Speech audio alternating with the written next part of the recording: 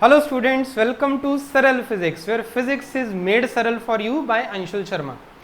So now in the last video मैंने आपके साथ कॉन्सेप्ट डिस्कस कर लिया है balanced forces and unbalanced forces का. So these two type of forces जो हमने कैटेगराइजेशन करी दैट वी हैव डिस्कस की अगर बैलेंस होगी तो बॉडी की स्टेट चेंज नहीं होगी और अगर अनबैलेंस्ड होगी तो बॉडी की स्टेट चेंज होगी. फाइन. अब मैं यहाँ पे ना एक डायग्राम बना रहा हूँ आपके लिए, तो उसको ध्यान से देखना. ये एक इंक्लाइंड प्लेन है ऐसे, और यहां पे मैंने एक मार्बल रखा.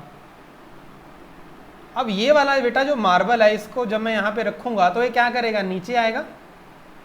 और मैंने यहां पे एक और इंक्लाइंड प्लेन बना दिया. तो अब ये मार्बल करेगा क्या, ये वाला जो मार्बल है ऐसे आएगा और सेम हाइट तक यहां पे ऐसे चढ़ जाएगा, ऐसे ऊपर को.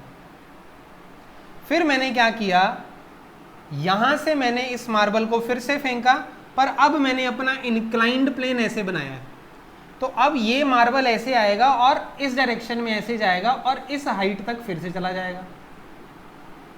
अगेन फिर मार्बल यहां से आया, इसको हमने ऐसे कर दिया प्लेन को, इंक्लाइंड प्लेन को, तो अब वो ऐसे जाएगा इस डायरेक्शन में. फिर मैंने इंक्लाइंड प्लेन को ऐसे कर दिया, तो अब मार्बल ऐसे जाएगा. तो कहने का मतलब है ऐसे जाता जाएगा. पॉइंट इज जब ऐसे जाएगा पूरा, तो ऐसे जाते जाते फाइनली ये यहाँ तक जाएगा जहाँ तक ओरिजिनल हाइट है. यहाँ पर भी कुछ ऐसे ही होगा, समथिंग लाइक दिस. ऐसे अगर मैं इसको एक्सटेंड कर दूँ तो कहीं यहाँ पे जाके वो मार्बल जो है वो रुक जाएगा. So let me join it like this only, something like this. मैं आपको सिर्फ समझाने की कोशिश कर रहा हूँ कि अगर मैं इंक्लाइंड प्लेन्स को ऐसे चेंज करता जाऊंगा, so this marble will travel मोर. वो ज्यादा ट्रैवल करेगा. क्यों? ताकि वो उसी सेम हाइट पर पहुंच जाए, क्योंकि कंजर्वेशन ऑफ एनर्जी है. और दूसरा पॉइंट ये है कि ये वाला मार्बल जिस हाइट से आपने इसको थ्रो किया, इसके ऊपर नेट जो फोर्सेज हैं वो बेसिकली अनबैलेंस्ड नहीं लग रही हैं. बैलेंस्ड फोर्सेज हैं इसके ऊपर. जो ग्रेविटी की लग रही है वो बाद में हम जाके डिस्कस करेंगे उसको ग्रेविटेशन वाले चैप्टर में. बट यहाँ पे आप इतना समझ लो कि जब मैंने मार्बल को यहाँ से नीचे फेंका तो इस प्लेन पे वो यहाँ तक जाएगा, इस प्लेन पर भी यहाँ तक जाएगा, सभी प्लेन्स पे यहाँ तक जाएगा. बट जैसे जैसे मैं प्लेन्स को ऐसे करता जा रहा हूँ तो उसको ज़्यादा रास्ता ट्रैवल करना पड़ रहा है. इवेंचुअली फाइनली मैंने अपने प्लेन को हॉरिजॉन्टल कर दिया. और जैसे ही मैंने अपने प्लेन को हॉरिजॉन्टल किया तो ये वाला जो मार्बल है वो कॉन्टिन्यूसली ऐसे चलता ही रहेगा. उस पॉइंट को वो ढूंढने की कोशिश करेगा जिस पॉइंट पर वो इसी के लेवल पर आ जाए. पर ऐसा पॉइंट कभी उसको मिलेगा नहीं, क्योंकि वो एक हॉरिजॉन्टल प्लेन पे आ गया है और इसको एक पर्टिकुलर हाइट पे, सेम हाइट पे जाना है, जैसे कि वो इन केसेस में कर रहा था. तो जैसे यहां से उसको फेंका तो वो इस प्लेन पे यहां तक चढ़ गया, यहां से फेंका यहां तक चढ़ गया, इस प्लेन पे यहां तक, इस प्लेन पे यहां तक. फाइनली वो उसी हाइट तक जाना चाहता है जहां से आपने उसको फेंका. पर जब प्लेन को आपने हॉरिजॉन्टल कर दिया तो वो कॉन्टिन्यूसली हमेशा इसी आस में, इसी उम्मीद में चलता रहेगा कि वो शायद इस पॉइंट तक कभी पहुंच जाए उसी लेवल पे, पर ऐसा कभी होगा नहीं. हेंस ये जो है कॉन्टिन्यूसली एक मोशन करता रहेगा सेम वेलोसिटी पे. दैट मीन्स ये इसका एक यूनिफॉर्म मोशन जो है वो हमेशा ही चलता रहेगा. और इस केस में उसके ऊपर जो अनबैलेंस्ड फोर्सेस हैं वो क्या हैं, जीरो है. अनबैलेंस्ड फोर्सेस क्या हैं इसके ऊपर, दे आर जीरो. तो अब ये जो मैंने आपके सामने डायग्राम बनाया, ये एक्चुअली गैलीलियो की ऑब्जर्वेशंस थी.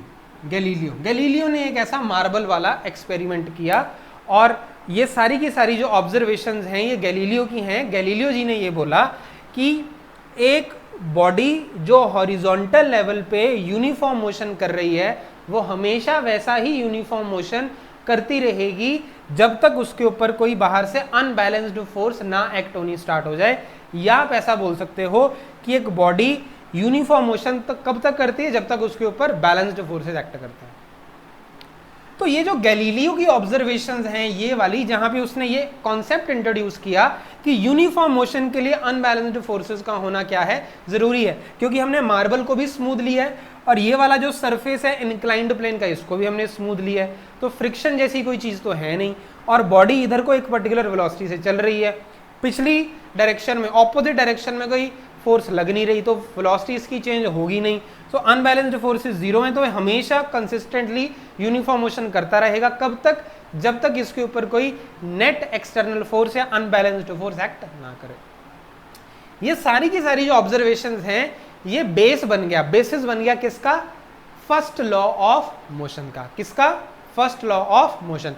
And that is the topic which we are going to study now, that is the first law of motion.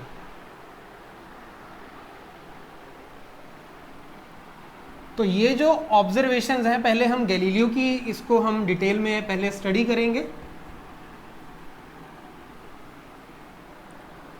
So this is our now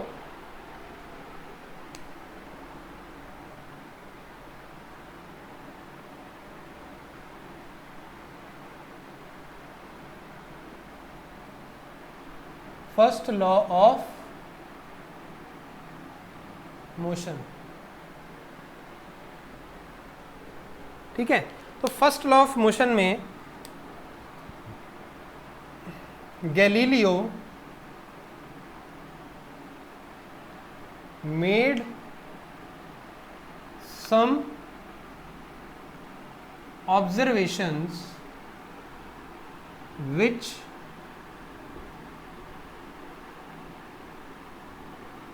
formed the basis of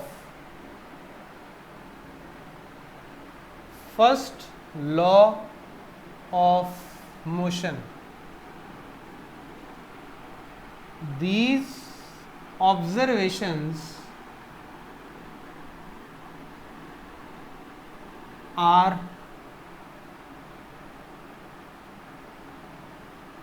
explained below. अब ये observations क्या हैं? Let me draw them.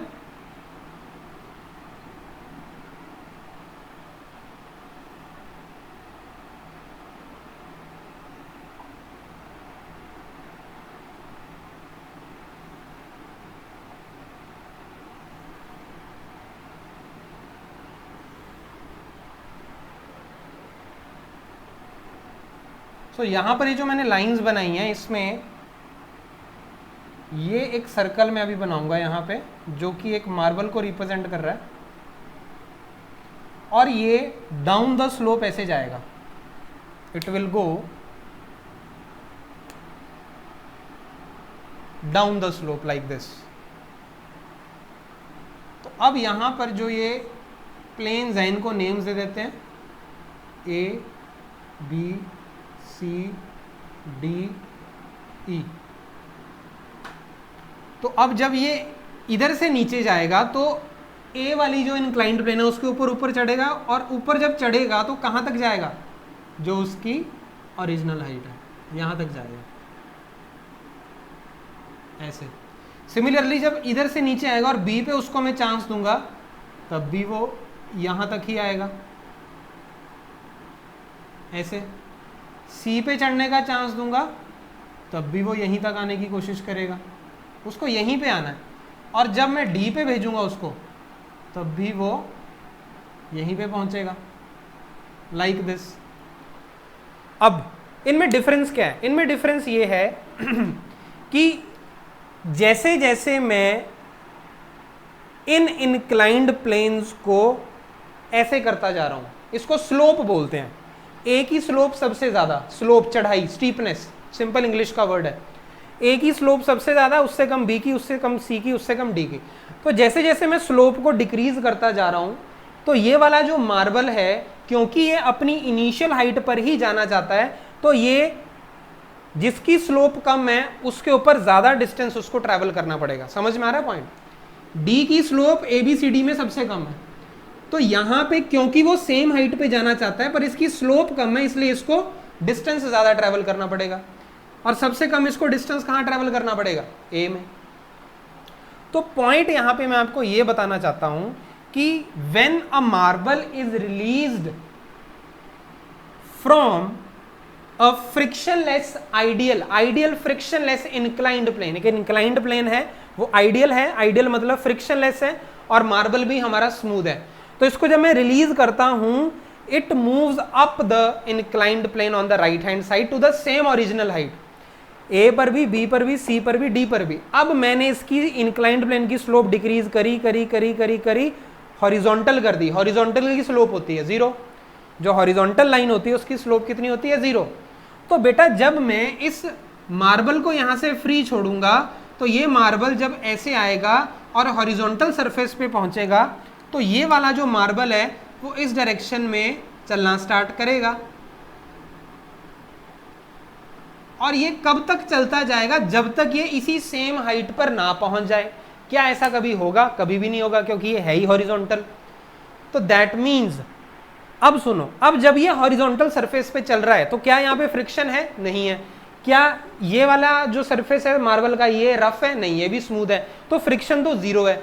That means अगर ये मेरा marble इस direction में चल रहा है तो कोई भी फ्रिक्शन फोर्स नहीं लग रही ऑपोजिट डायरेक्शन में। तो अब मार्बल मेरा इधर को चल रहा है तो ये फॉरएवर इधर को ही चलता रहेगा। कब तक? जब तक यहां पर ना पहुंच जाए। और इस यहां पर ना पहुंच जाएगा मतलब इस सेम हाइट पर ना पहुंच जाए, और इस सेम हाइट पर वो कभी भी नहीं पहुंचेगा। दैट मीन्स वो फॉरएवर चलता रहेगा। इसका मतलब अगर कोई बॉडी यूनिफॉर्म मोशन कर रही है और कोई भी उसके ऊपर अनबैलेंस्ड फोर्स एक्ट नहीं कर रही है तो वो फॉरएवर हमेशा क्या करती रहेगी? Uniform motion. ये है आपकी गैलीलियो की ऑब्जर्वेशन। इसको लिख लेते हैं पॉइंट्स की फॉर्म में।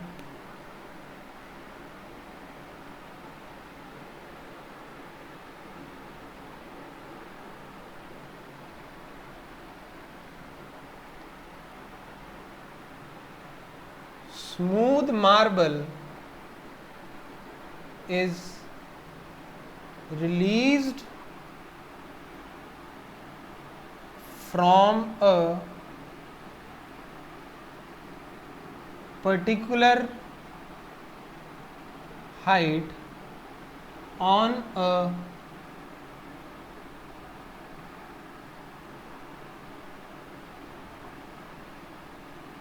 frictionless inclined plane। तो एक स्मूथ मार्बल उसको मैंने रिलीज किया एक पर्टिकुलर हाइट से on a frictionless inclined plane.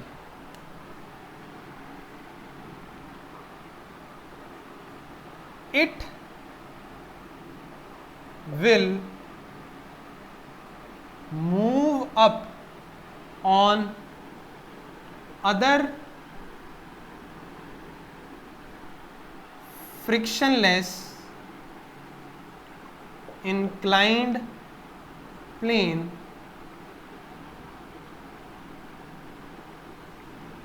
till it achieves the same height।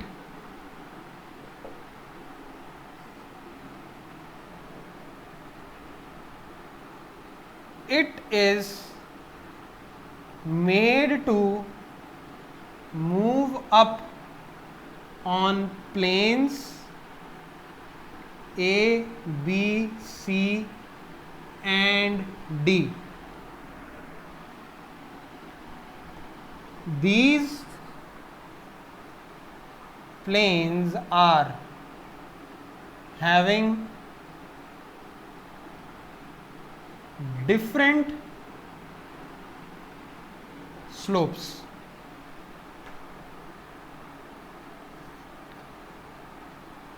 Since marble has to reach the same height,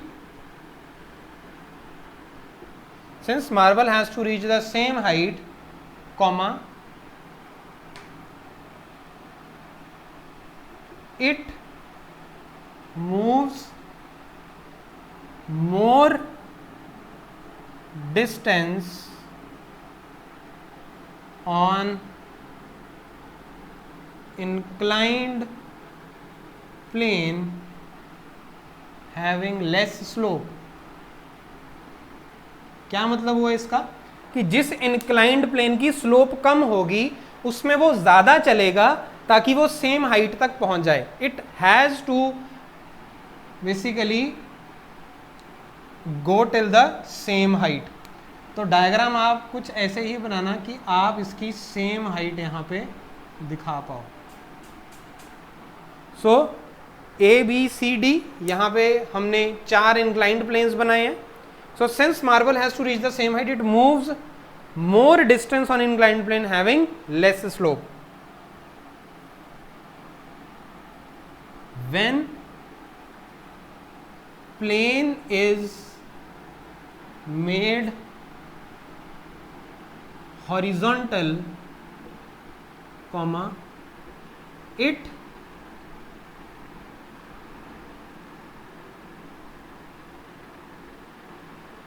will move forever because marble will not be able to reach that initial height. क्योंकि वो horizontal पे चल रहा है तो वो कभी भी उस हाइट पे पहुंच नहीं पाएगा, और जब तक वो वहां पर तक पहुंचेगा नहीं तब तक वो रुकेगा नहीं.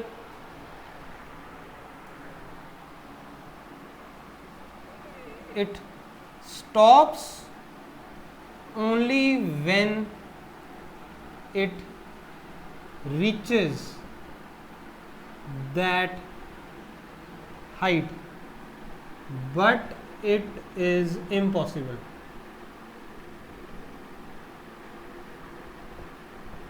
तो ये क्या है? इम्पॉसिबल है. तो ये पॉइंट्स हैं बेटा गैलीलियो की ऑब्जर्वेशन के. फिर से सुन लो. एक inclined smooth inclined plane, friction नहीं है बिल्कुल भी. मार्बल को मैंने नीचे फेंका, वो ए पे भी ऊपर चढ़ेगा, बी पे भी, सी पे भी, डी पे भी. मार्बल सेम हाइट पर जाकर ही रुकेगा, ये पक्का है. अब क्योंकि डी की स्लोप कम थी इसलिए वो ज्यादा चलेगा यहाँ पे ताकि वो सेम हाइट पे पहुंच जाए. अब मैंने जब स्लोप को ही 0 कर दिया तो ये चलता ही रहेगा, चलता ही रहेगा, चलता ही रहेगा और चलता ही रहेगा, क्योंकि ये कभी भी इस हाइट पे पहुंच ही नहीं पाएगा. और ये रुकेगा तभी जब इस हाइट पे पहुंचेगा, पर पहुंच कभी नहीं पाएगा, इसलिए रुकेगा नहीं कभी. समझ रहे हो पॉइंट्स को? So just right these points, जल्दी से लिखो इनको. ठीक है, तो ये 5 पॉइंट्स हो गए. अब मैं नेक्स्ट कुछ जो पॉइंट्स है वो यहां पे लिखता हूं.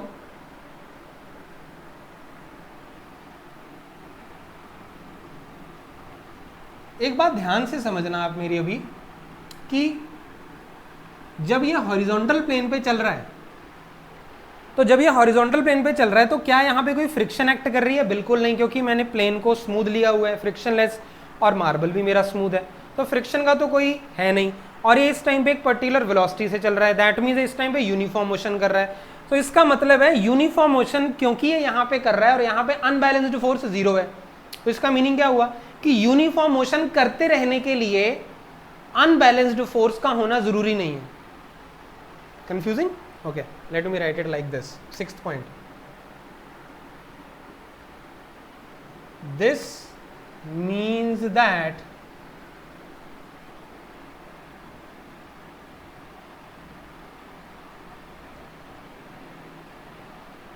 marble is in uniform motion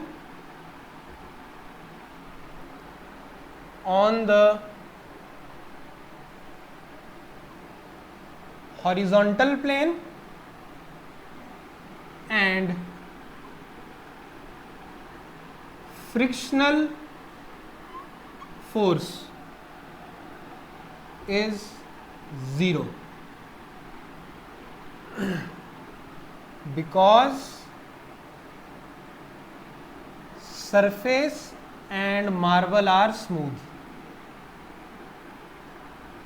तो इसका मतलब क्या हुआ कि मार्बल इस टाइम पे एक यूनिफॉर्म मोशन कर रहा है हॉरिजॉन्टल प्लेन पे, और फ्रिक्शनल फोर्स इसमें 0 है इस टाइम पे.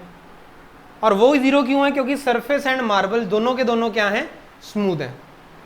समझ में आई बात? सो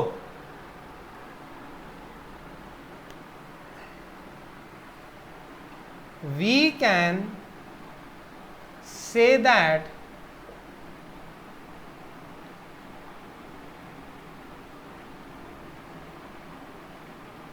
for a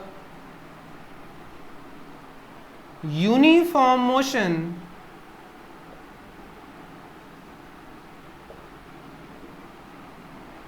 to take place, for a uniform motion to take place,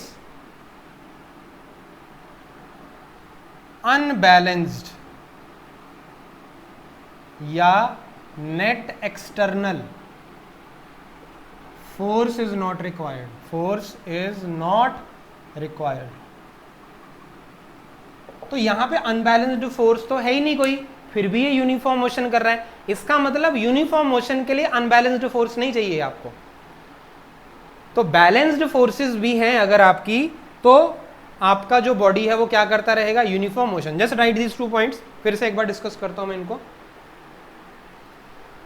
फिर से समझते हैं इसको।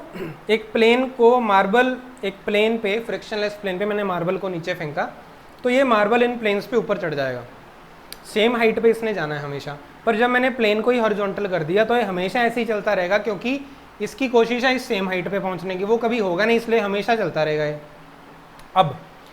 अब जब मैं इसको यहाँ पे चेक कर रहा हूँ तो मैं देख रहा हूँ कि इसका मोशन कैसा है, यूनिफॉर्म, क्योंकि सेम स्पीड है, सेम स्पीड पे है, कांस्टेंट वेलोसिटी है। अच्छा, क्या इस पर कोई फ्रिक्शन फोर्स लग रही है? नहीं लग रही। क्यों? क्योंकि सरफेस स्मूथ है, फ्रिक्शनलेस है। दैट मीन्स इसके ऊपर अनबैलेंस्ड फोर्स है कोई? नहीं है। फिर भी ये क्या कर रहा है, यूनिफॉर्म मोशन कर रहा है। तो क्या मैं ऐसे बोल सकता हूँ यूनिफॉर्म मोशन के लिए अनबैलेंस्ड फोर्स 0 होती है? तो बैलेंस्ड फोर्सेस में भी आपका जो मोशन है वो यूनिफॉर्म हो सकता है। प्रैक्टिकली ये पॉसिबल है? नहीं, क्योंकि प्रैक्टिकली फ्रिक्शन आप 0 नहीं ना कर सकते, कुछ ना कुछ फ्रिक्शन रहेगी। तो प्रैक्टिकली अगर आप किसी मार्बल को ऐसे फेंकोगे वो कहीं ना कहीं जाके रुक जाएगा। क्यों? क्योंकि फ्रिक्शन है, हर जगह है, 0 नहीं है कहीं भी। तो ऐसे अगर मैं बॉल को किक मारता हूँ या ऊपर से ऐसे बॉल फेंक आती है कहीं पे, तो कहीं ना कहीं जाके वो रुकेगी ना, फ्रिक्शन की वजह से। तो यही तो लिखा है हमने यहाँ पे कि मार्बल जो है वो यूनिफॉर्म मोशन में है, फ्रिक्शनल फोर्स 0 है क्योंकि ये स्मूथ है। तो हम ये बोल सकते हैं कि यूनिफॉर्म मोशन होने के लिए unbalanced force is not required,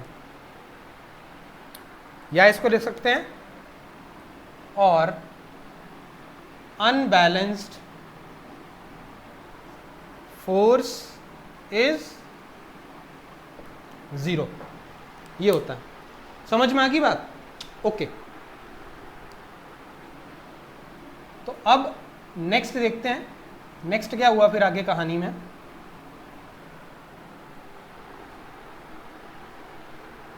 let me just change the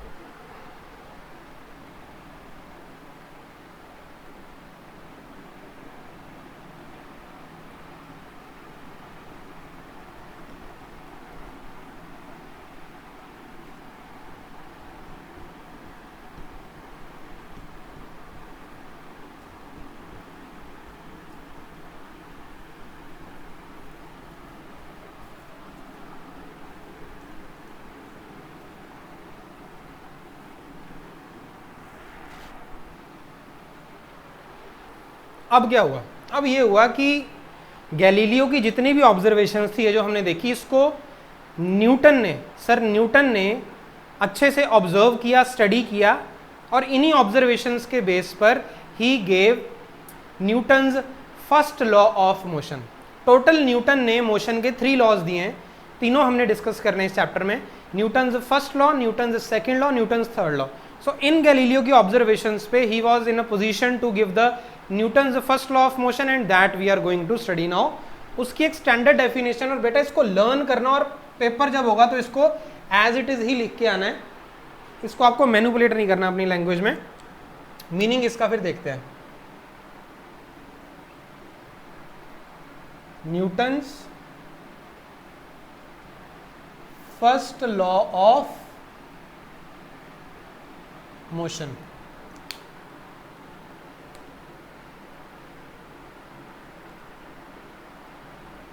It states that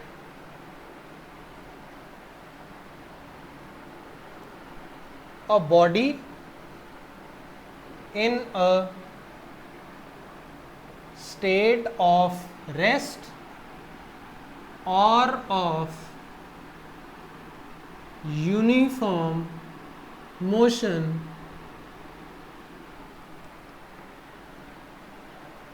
continues to be in that state unless it is compelled to change its state by externally applied unbalanced force। पहले लिख लो इसको आप, just write down.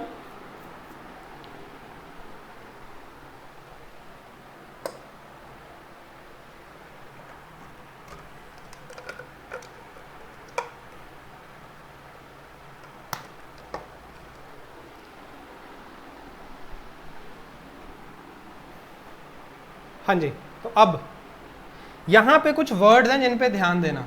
State of rest, ये uniform motion, ये continues, externally applied unbalanced force. इसका meaning क्या हुआ? बहुत इंपॉर्टेंट है इसका मीनिंग समझना। यहां पे मैं एक एग्जांपल लेता हूं। यहां पे एक बॉक्स है,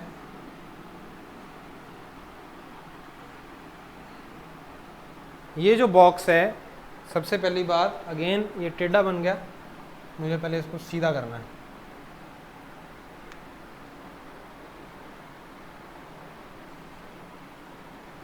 ये वाला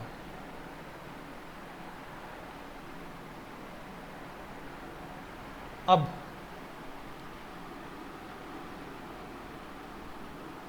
block is in state of rest। समझ में आ रही है बात? अब क्या हुआ, ये जो ब्लॉक है ना, क्योंकि ये स्टेट ऑफ रेस्ट में है इसलिए इसको यही स्टेट बहुत पसंद है। ध्यान से समझना मैं क्या बोलने वाला हूं। ये वाला ब्लॉक क्योंकि रेस्ट में है, स्टेट ऑफ रेस्ट में है, तो इसको यही स्टेट बहुत पसंद है। तो अगर आप इसकी स्टेट को चेंज करने की कोशिश करोगे तो इसको ये पसंद नहीं आएगा और ये अपोज करेगा। ये चाहेगा कि ये रेस्ट पे रहे। फिर से समझो, जो चीज रेस्ट पे है वो चाहती है कि वो रेस्ट पे रहे। अगर कुर्सी पड़ी है कहीं पे तो वो चाहती है कि मैं पड़ी रहूं वहीं पे, मत छेड़ो मुझे। अ body in a particular state loves to be in that state। यहां पे जो ब्लॉक है वो रेस्ट में है, तो ये चाहता है हमेशा कि मैं रेस्ट में ही रहूं। दैट मीन्स अगर आप कोशिश करोगे तो ये अपोज करेगा। अब आपकी जो कोशिश है उसी कोशिश को हम बोलते हैं एक्सटर्नली अप्लाइड फोर्स। और जैसे ही आपकी एक्सटर्नली अप्लाइड फोर्स अनबैलेंस हो जाएगी तो आप इस ब्लॉक को कंपेल करोगे, जबरदस्ती हो जाएगी, फिर इसके साथ कंपेल करोगी, नहीं अब तो करना ही पड़ेगा। जैसे ही आपकी लगाई हुई एक्सटर्नली अप्लाइड फोर्स अनबैलेंस हो जाएगी तो आपका ये जो ब्लॉक है वो मूव करना स्टार्ट करेगा और इसकी जो स्टेट है रेस्ट से चेंज होकर मोशन में आ जाएगी। तो अगर मैं इस ब्लॉक के ऊपर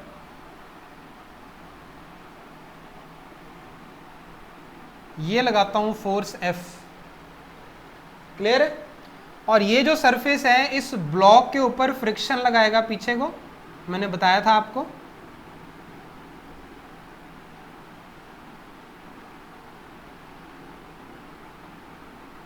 स्मॉल f ले लेते हैं, फ्रिक्शनल फोर्स। तो जैसे ही मेरी लगाई हुई फोर्स फ्रिक्शनल फोर्स की मैक्सिमम कैपेसिटी को इंक्रीज कर जाएगी तो ये मेरा जो बॉक्स है वो मूव करना स्टार्ट करेगा। तो F मैक्सिमम कर देते हैं इसको यहाँ पे, F मैक्स। तो F is greater than F max. Frictional force एक ऐसी है मैक्सिमम। तो जैसे ही मेरी अप्लाइड फोर्स बाहर से लगने वाली इस मैक्सिमम फ्रिक्शनल फोर्स को इंक्रीज कर जाएगी तो एक्सटर्नली अप्लाइड अनबैलेंस्ड फोर्स कितनी होगी मेरी? Externally applied unbalanced force that is equal to F minus F max. आ गई है। तो this force compels the block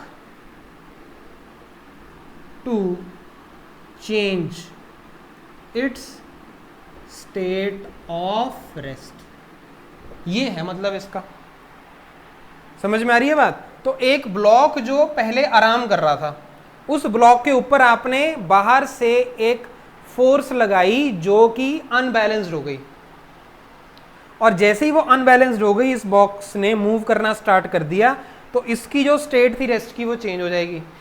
अब क्वेश्चन है, मैं ये अनबैलेंस्ड क्यों बार बार इसके ऊपर फोकस कर रहा हूं? ऐसा भी तो हो सकता है जैसे वो चिंटू वाला केस, आपको याद है पिछले वीडियो में मैंने आपको चिंटू के बारे में एक बताया था कि चिंटू ने इस बॉक्स को धक्का लगाया पर ये बॉक्स मूव नहीं किया। क्यों? क्योंकि जो उसने बाहर से धक्का लगाया उसको किसने बैलेंस कर दिया? फ्रिक्शनल फोर्स में। तो मेरा फर्स्ट क्वेश्चन, क्या उस केस में कोई एक्सटर्नली अप्लाइड फोर्स थी? बिल्कुल थी। बैलेंस्ड थी या अनबैलेंस्ड थी? बैलेंस्ड थी। तो क्या उसकी स्टेट ऑफ रेस्ट चेंज हुई? चिंटू कर पाया? नहीं कर पाया।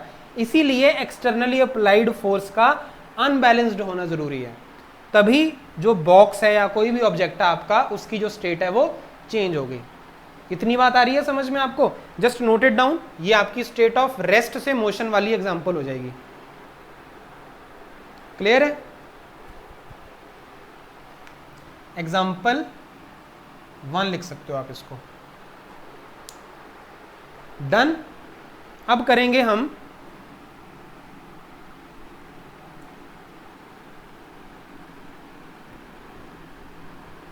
एग्जाम्पल 2। एकदम पक्का करवा दूंगा मैं आपका ये।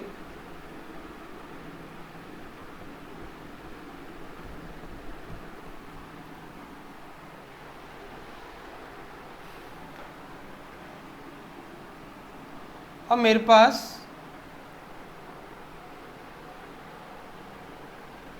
एक ब्लॉक है,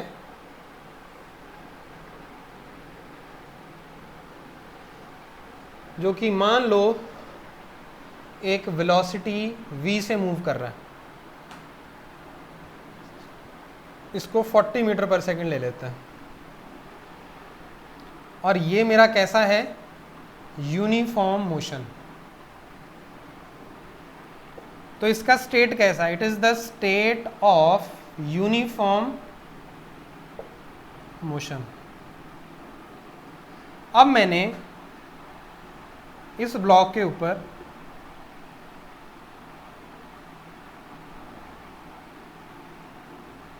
फोर्स लगाई ऑपोजिट डायरेक्शन में, और इसकी जो वेलोसिटी है स्टार्ट्स डिक्रीजिंग।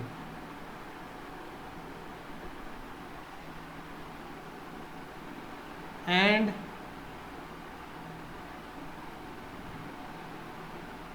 बस इतना लिखते हैं। तो v डायरेक्शन इसकी उधर थी मूव करने की, और जैसे ही मैंने फोर्स इधर को लगाई तो ये मेरी एक्सटर्नली अप्लाइड फोर्स है। एक्सटर्नली अप्लाइड कैसी? Unbalanced force. Externally applied unbalanced force है ये। तो ये क्या करेगी? इस वेलोसिटी जो 40 मीटर पर सेकेंड है, इसको ये डिक्रीज करना स्टार्ट करेगी। अब जैसे ही डिक्रीज करना स्टार्ट करेगी तो क्या ये वाली जो सिचुएशन है यूनिफॉर्म मोशन हुई? नहीं, डिक्रीज कर रही है। दैट मीन्स वेलोसिटी चेंज कर रही है। दैट मीन्स ये एक्सेलरेशन का कॉन्सेप्ट आ गया। इसका मतलब है जैसे ही एक यूनिफॉर्म मोशन करती हुई बॉडी के ऊपर मैं बाहर से एक एक्सटर्नली अप्लाइड अनबैलेंस्ड फोर्स लगाता हूं, वो उसकी वेलोसिटी को डिक्रीज करना स्टार्ट करती है। State of uniform motion changes. तो यूनिफॉर्म मोशन कर रही है ये बॉडी, ये वाली जो स्टेट है ये क्या करेगी? चेंज करना स्टार्ट करेगी। तो state of uniform motion changes. यहां पे वो 40 पे ही चल रही थी, पर यहां पे जैसे ही फोर्स लगाई मैंने तो 40 से कम होनी स्टार्ट हो गई। तो दोनों जो मैंने एग्जांपल्स बताई हैं आपको, उनमें हमने क्या देखा कि एक बॉडी जो कि स्टेट ऑफ रेस्ट पे थी और जो एक यूनिफॉर्म मोशन में थी, वो उसी में रहना पसंद करती है, अनलेस बाहर से कोई कंपेल करे उसको स्टेट को चेंज करने के लिए, और बाहर से वो क्या चीज है जो लगती है, एक्सटर्नली अप्लाइड अनबैलेंस्ड फोर्स। कहने का मतलब है अगर मैं इसको ना छेड़ूं तो ये हमेशा 40 से ही चलती रहेगी, फाइन। और अगर मैं पिछले केस में उसको ना धक्का लगाऊं तो वो हमेशा रेस्ट पर ही रहेगा। तो जो रेस्ट में है वो रेस्ट में रहना चाहता है, जो यूनिफॉर्म मोशन में है वो यूनिफॉर्म मोशन में ही रहना चाहता है, अनलेस आप बाहर से जबरदस्ती करो उसके मोशन को चेंज करने की, उसके स्टेट ऑफ जो है सिचुएशन जो है उसकी स्टेट है उसको चेंज करने की, या तो स्टेट ऑफ रेस्ट को चेंज करोगे या स्टेट ऑफ यूनिफॉर्म मोशन को। यही है आपका Newton's first law of motion. Just right it down. फिर से अब सुनो, ये आ गया समझ में कि जो बॉडी स्टेट ऑफ रेस्ट में है या जो बॉडी यूनिफॉर्म मोशन में है वो उसी स्टेट में रहना पसंद करती है जब तक बाहर से कोई एक्सटर्नली अप्लाइड अनबैलेंस्ड फोर्स उसके ऊपर एक्ट ना करे और उसको कंपेल ना करे अपनी स्टेट को चेंज करने के लिए। तो जब मैं ये स्टेटमेंट बोलता हूं कि जो बॉडी रेस्ट में है वो रेस्ट में रहना पसंद करती है और जो यूनिफॉर्म मोशन में वो यूनिफॉर्म मोशन में रहना पसंद करती है, ऐसा बॉडी क्यों करती है? क्योंकि उसके पास एक प्रॉपर्टी है, उस बॉडी की एक प्रॉपर्टी है जिसकी वजह से वो ऐसा बिहेवियर शो करती है।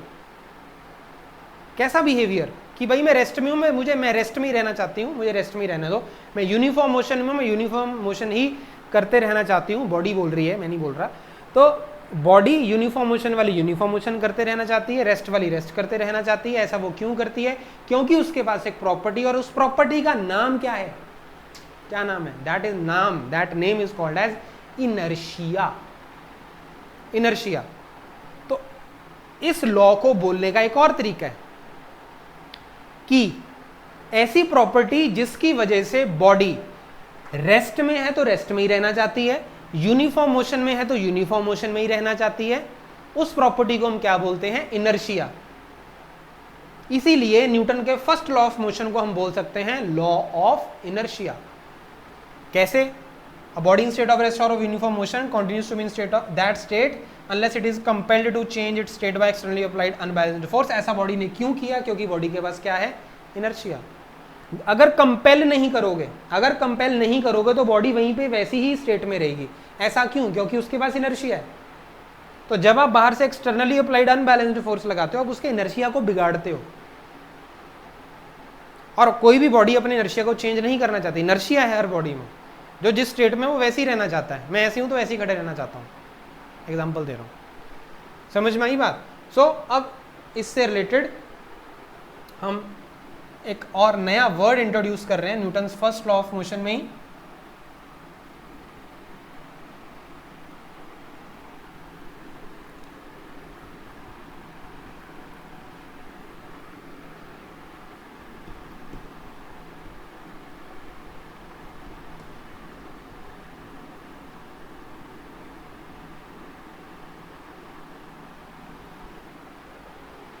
Okay, property due to which a body in a state of rest continues to be in state of rest, or a body in uniform motion continues to be in uniform motion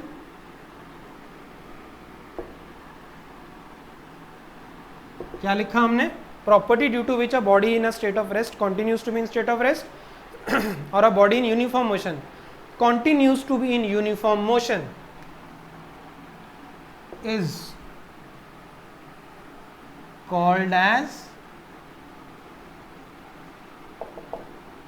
inertia. Is called as inertia.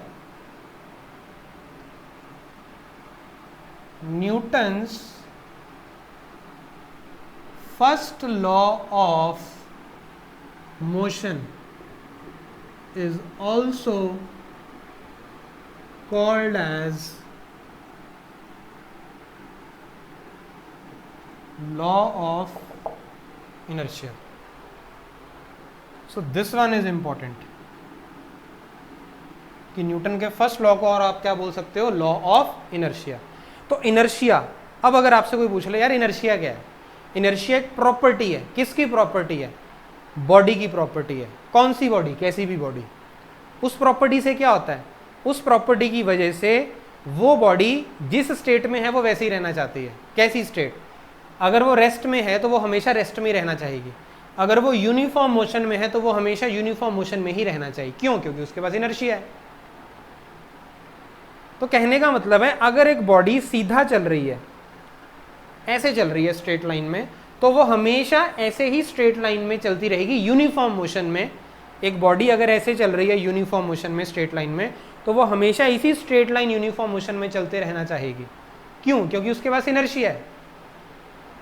एक body rest पे है, वो हमेशा rest में ही रहना चाहेगी क्योंकि उसके पास इनर्शिया है. समझ में आ रही है बात? और एक बॉडी जो एक पर्टिकुलर डायरेक्शन में जा रही है, वो हमेशा उसी डायरेक्शन में जाना चाहेगी क्योंकि उसके पास क्या है, एक इनर्शिया है. सो दैट मीन्स इनर्शिया को मैं अलग अलग वे में रिप्रेजेंट कर सकता हूं. कैसे?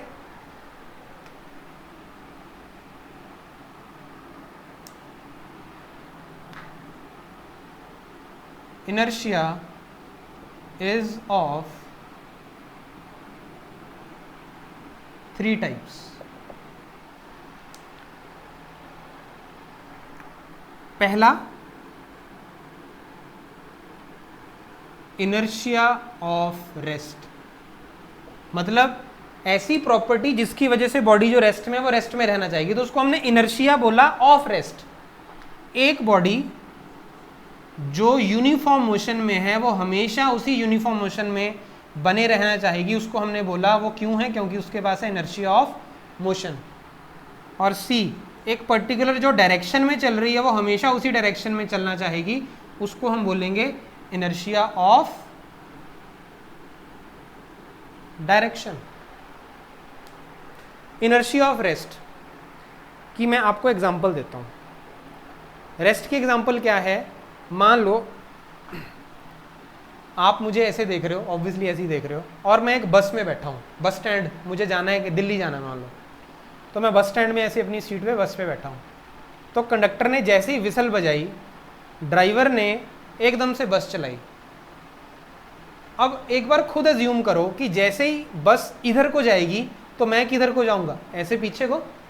फिर से सुनो, बस जब इधर को जाएगी, ऑब्वियसली बस का फेस अगर इधर को है, तो बस जैसे ही इधर को जाना स्टार्ट करेगी मैं उसी टाइम इधर को जाना स्टार्ट करूंगा.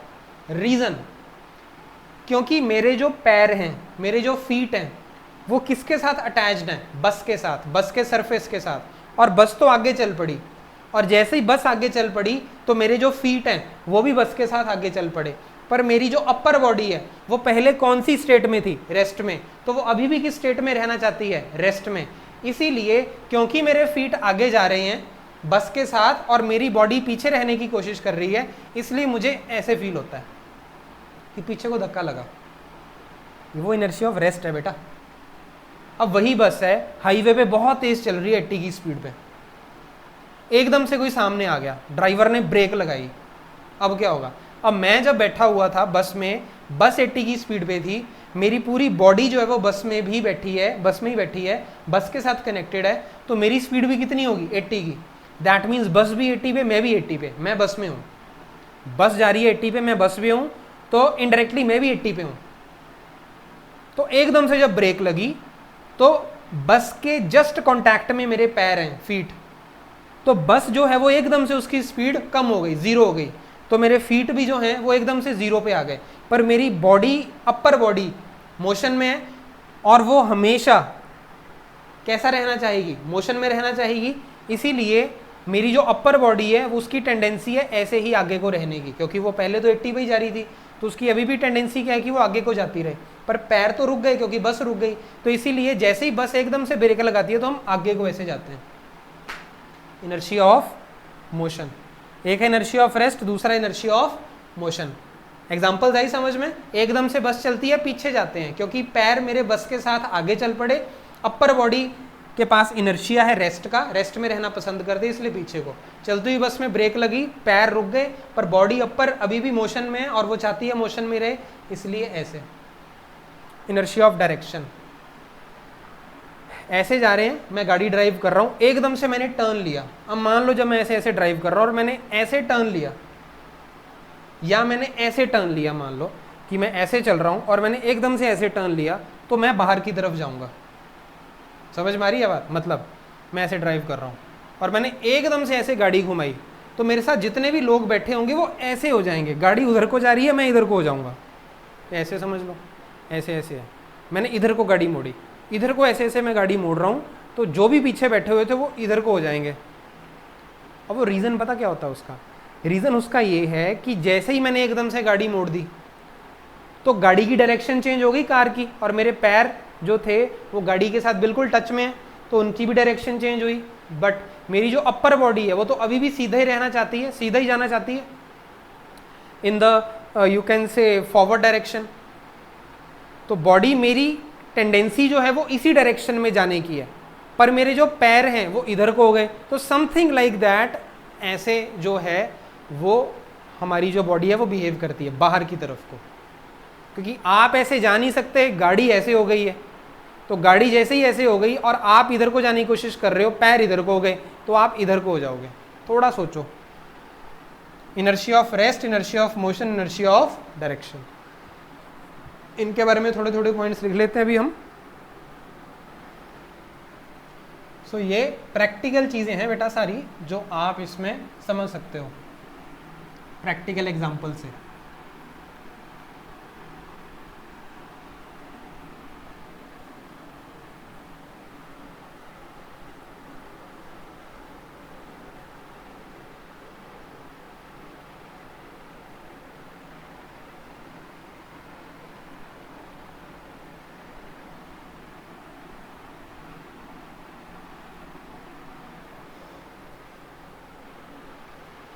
Okay, so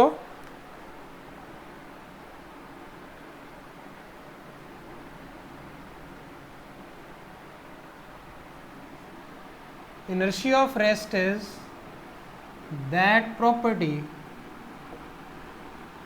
due to which body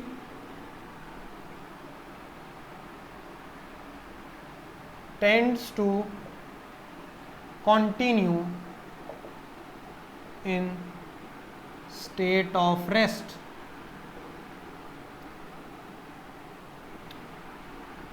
For example,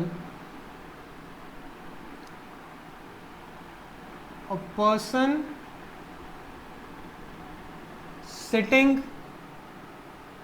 in a stationary bus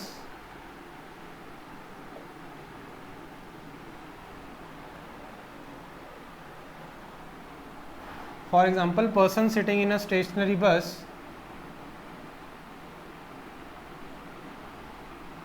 falls backward when bus starts moving suddenly. This is because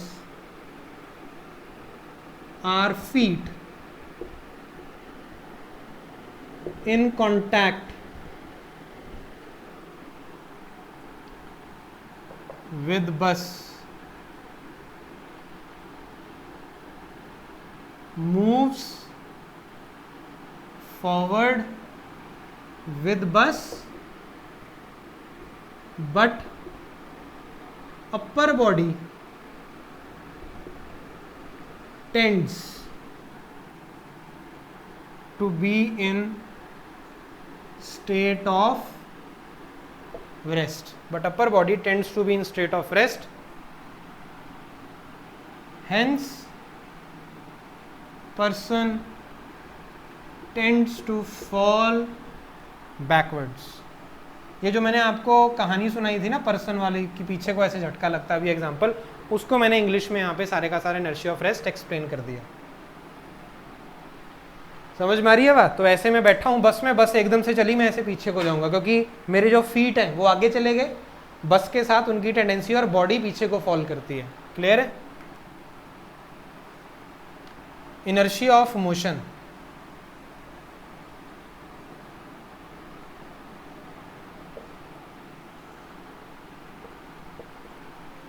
is that property due to which body continues to be in state of uniform motion. For example, person falls forward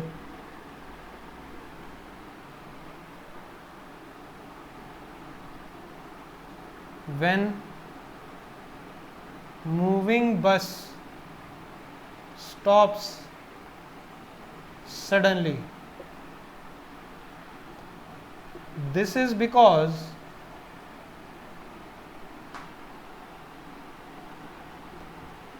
feet जो कि contact में है bus के साथ, in contact with bus, stops suddenly, but upper body tends to be in motion.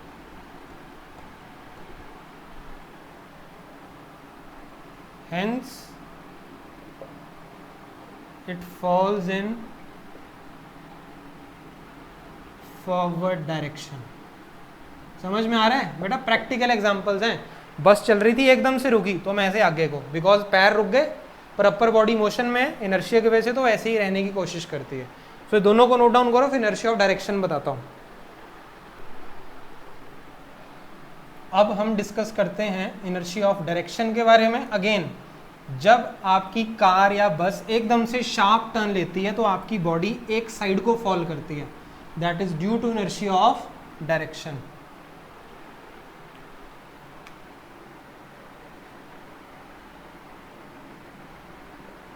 Inertia of direction is that property of body due to which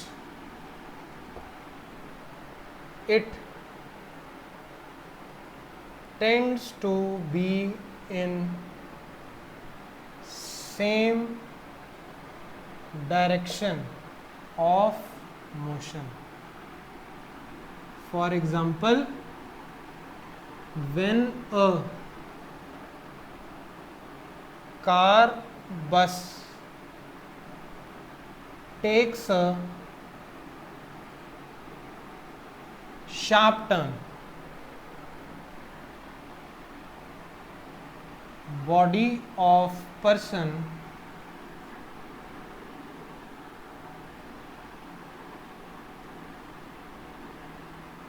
falls to one side because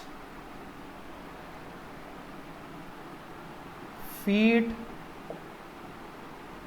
in contact with car bus change direction, but upper part of body still tends to be in the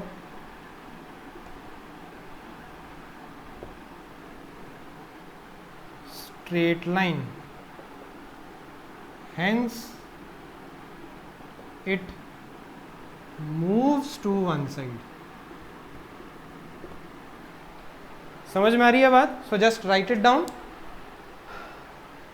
अच्छा, एक चीज तो अब आपको आ गई समझ में कि इनर्शिया एक ऐसी प्रॉपर्टी होती है बॉडी की जिसकी वजह से जो बॉडी है it continues to be in state of rest और of uniform motion.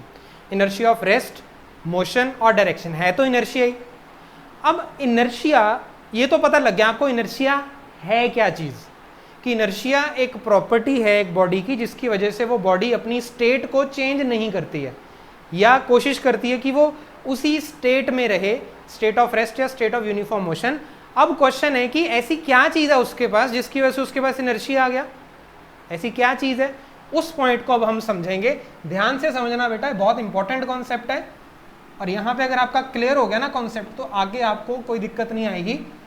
So just focus. अब मैं आपको क्या बताने वाला हूँ, it is really very very important now, कि ऐसी क्या चीज है बॉडी के पास जिसकी वजह से वो ये इनर्शिया जैसी चीज को दिखाता है.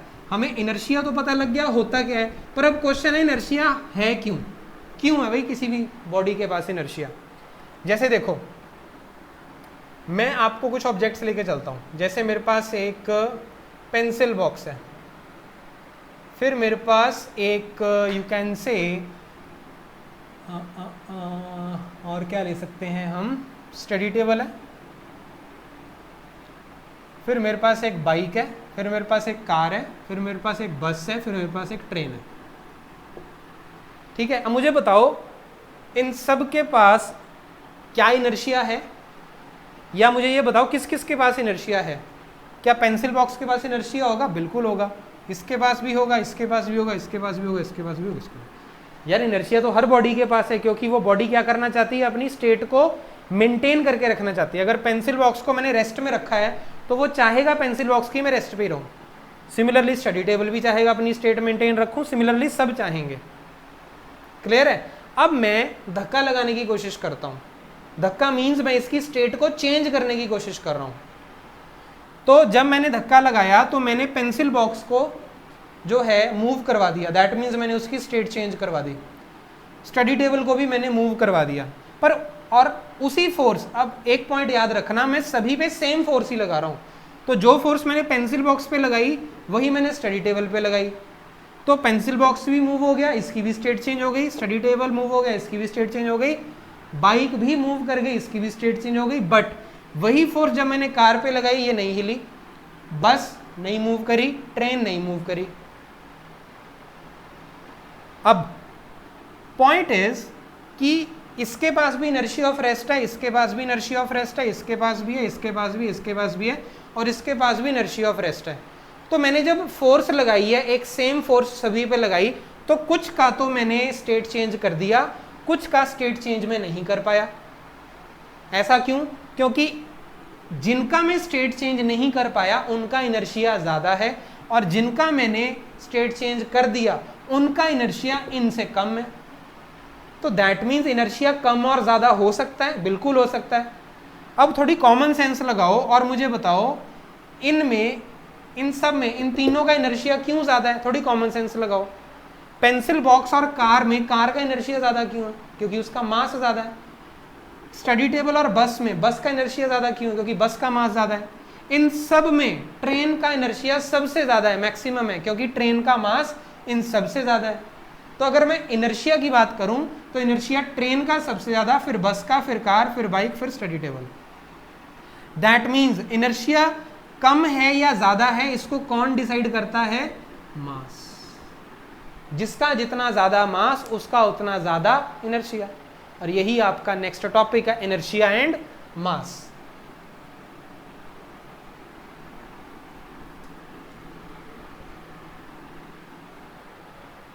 सो टॉपिक है आपका that is, let me take the blue marker.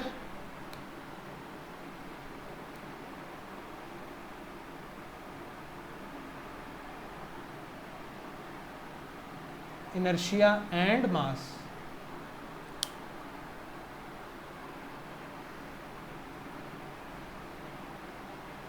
Inertia is the property due to which body tends to continue in state of rest और ऑफ यूनिफॉर्म मोशन।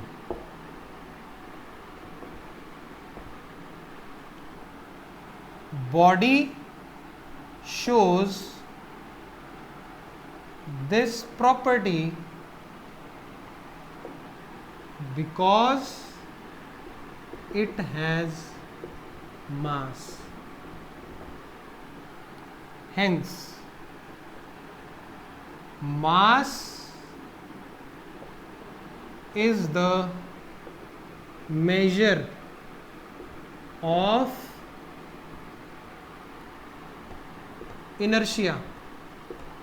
तो बेटा एक बात ये समझ लो, इनर्शिया की कोई वैल्यू नहीं होती कि इसका इनर्शिया 20 है, इसका 40 है, इसका 100 है, इसका 200 है। इनर्शिया एक सब्जेक्टिव प्रॉपर्टी है। सब्जेक्टिव प्रॉपर्टी का मतलब होता है कि हम इसकी कोई वैल्यू नहीं दे सकते, पर हाँ हम प्रोपोर्शन में समझ सकते हैं कि अगर मास ज्यादा होगा तो इनर्शिया भी ज्यादा होगा। और इनर्शिया का एक प्रॉपर्टी है जिसकी वजह से ये सारी चीजें होती हैं। इतनी देर से मैं यही समझा रहा हूं। तो हम ये बोल सकते हैं, more the mass,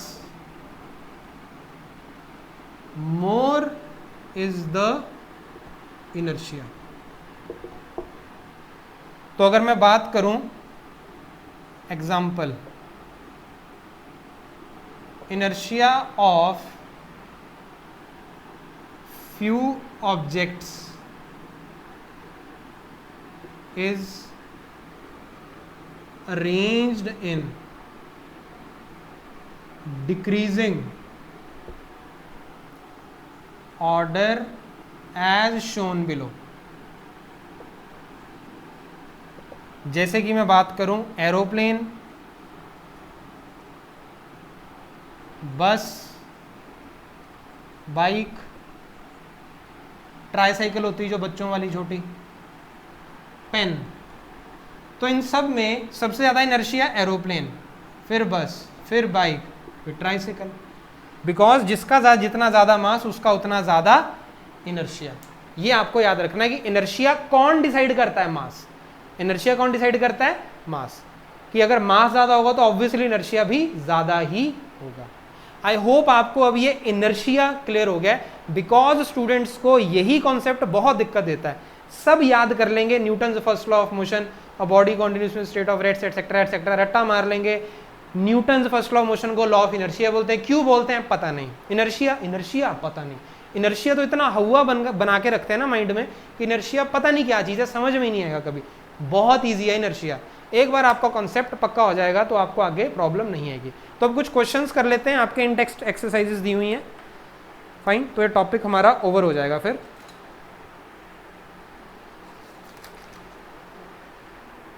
late me create some space.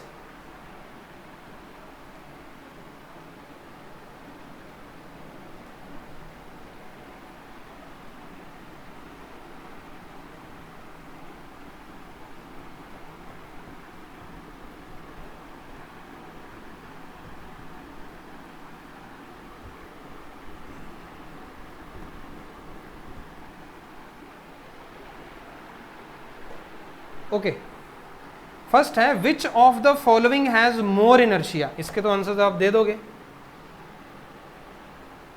A part में क्या क्या दे रखा है, यहां पे दिया हुआ है रबर बॉल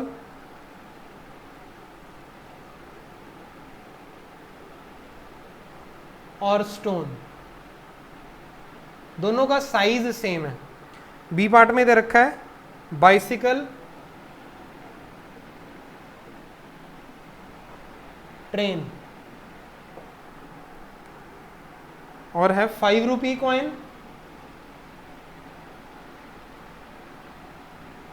और एक है मेरे पास 1 रुपी कॉइन। इनमें इनर्शिया किसका ज्यादा होगा? देखो जी, मास किसका ज्यादा, उसका इनर्शिया ज्यादा। एक रबर की बॉल है और एक स्टोन है सेम साइज का, तो मास किसका ज्यादा? स्टोन का, तो इसका इनर्शिया ज्यादा। बाइसिकल और ट्रेन में मास किसका ज्यादा? ट्रेन का, तो इनर्शिया भी ट्रेन का ज्यादा। 5 रुपी और 1 रुपी कॉइन में 5 रुपी कॉइन का मास ज्यादा, तो इनर्शिया भी ज्यादा। Simple. Second, in the following example try to identify the number of times the velocity of the ball changes. एक सिचुएशन दिया उसने और आपको बताना है कितनी बार यहाँ पे वेलोसिटी है जो बॉल की वो चेंज हुई है। A football player kicks a football to another player of his team who kicks the football towards the goal. The goalkeeper of the opposite team collects the football and kicks it towards the player of his own team. Also identify the agent supplying the force in each case. धीरे धीरे करते हैं। A football player kicks a football to another player of his team. तो first time कब velocity change होगी आपकी? इसी time पे। कब? When football player kicks a football to another player. So first time कब चेंज होगी? Football player kicks football to another player of his team.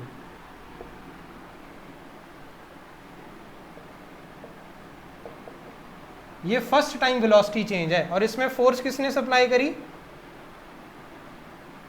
Force applied by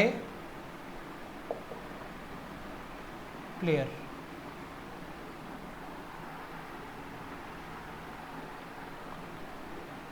foot. ठीक है। सेकेंड टाइम कब चेंज होगी? अब जैसे ही वो गई आगे क्या हुआ? Who kicks the football towards the goal. Second time velocity कब चेंज होगी?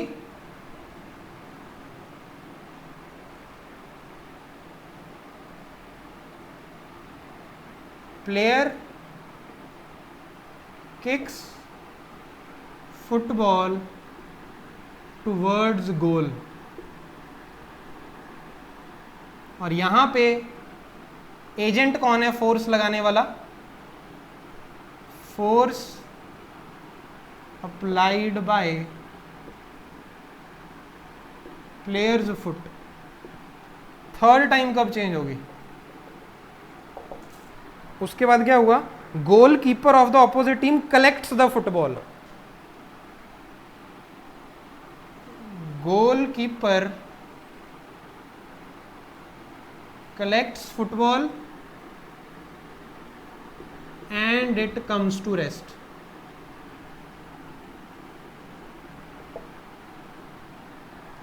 ये अभी चेंज हुई। और एजेंट किसने सप्लाई है? जो प्लेयर गोलकीपर के जो हैंड्स हैं,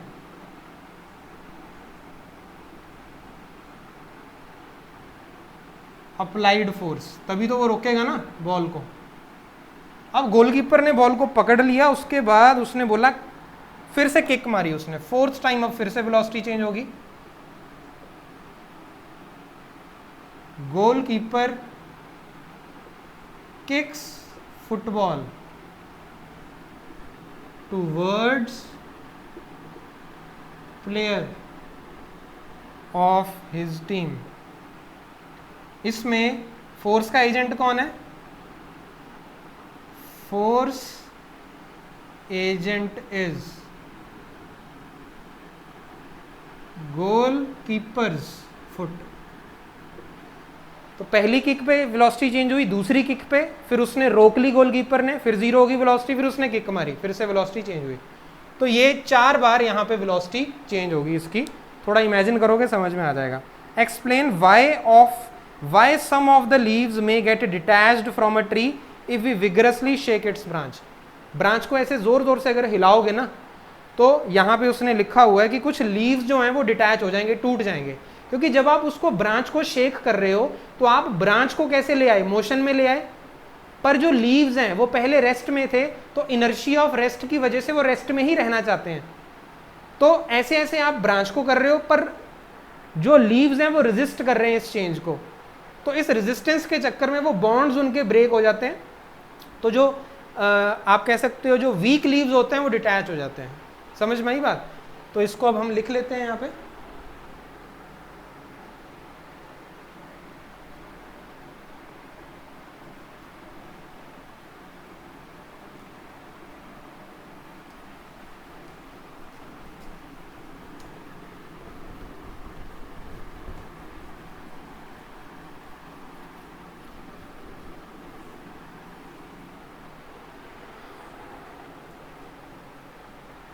third, on shaking the branch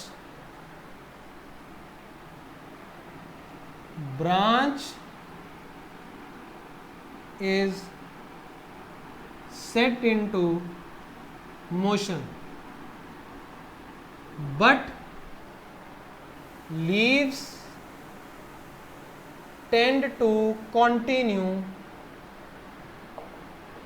in state of rest.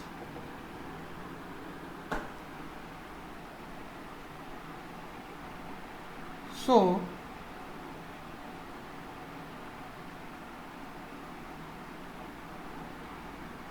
weak leaves detach due to rigorous shaking because they resist the change and bonds get weaken. तो जो बॉन्ड्स होते हैं वो कमज़ोर हो जाते हैं, टूटना स्टार्ट हो जाते हैं, और वो वैसी जो वीक लीव्स हैं वो टूट के नीचे गिर जाएंगे। समझ में आई बात? तो दैट इज द लीव्स का इनर्शिया ऑफ रेस्ट है। ब्रांच को आप मोशन में ले आए तो वो रेस्ट में रहना पसंद करते हैं, लीव्स तो वीक नीचे गिर जाएंगे क्योंकि रिगरस शेकिंग की वजह से बॉन्ड्स वीक हो जाते हैं।